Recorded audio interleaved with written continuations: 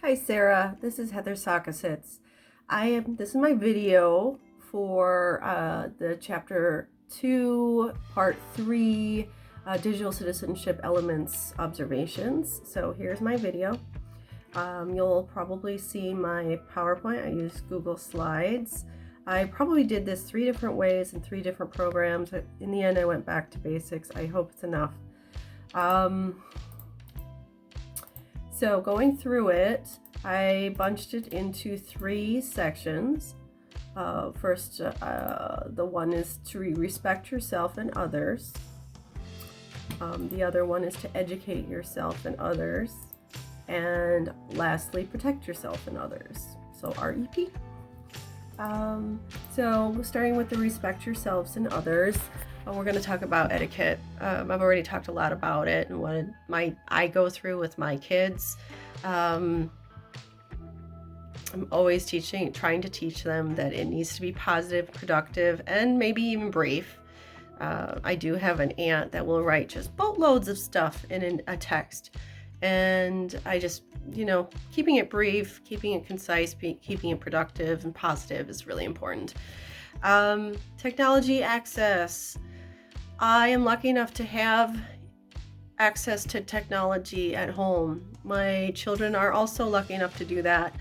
Now, I know that some aren't. My mother did not have internet access at her apartment, did not have a phone, did not have a smartphone, but she was able to go to the local library and access those computers there and do her internet research. And I believe it ended up being a lifestyle thing for her. She would go each day, maybe for an hour or two.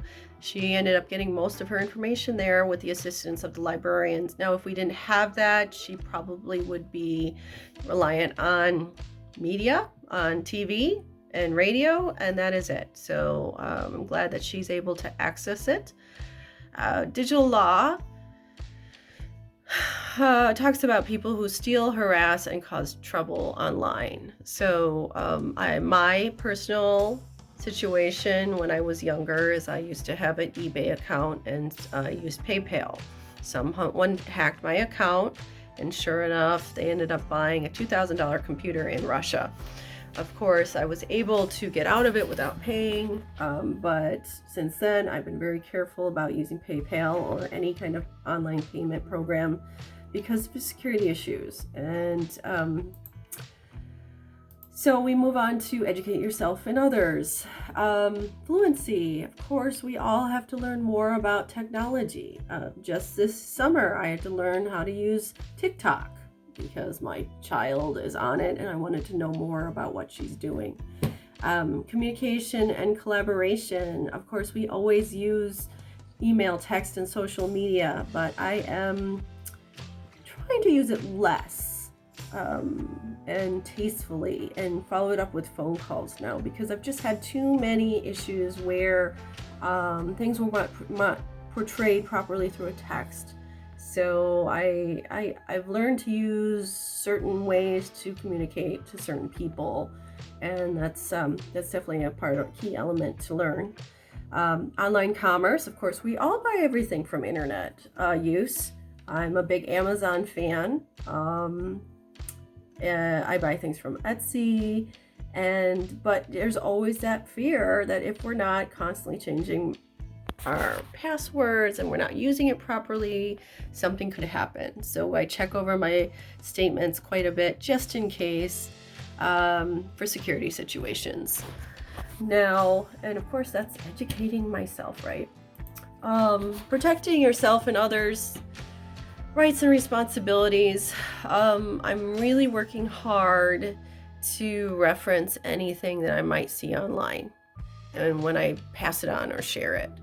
I just think that's important. It makes me look better if I have a good reference that I'm sharing. I have a family member that does not do that, and he sends out lots of questionable things, and then I go look at the source. Security and privacy, of course, that's always an issue. We're always trying to keep up and not overshare at home. Health and welfare, I limit my kids to about 2 hours of online access after school. Sometimes when it's rainy or super hot, we do let them stay on for longer, but it's definitely true that if you're on too long, it affects you. So it's important for me to know my limits and also for my kids. So anyway, that's my feedback on the 9 elements. I hope that was fine, and I hope you have a wonderful weekend. Take care.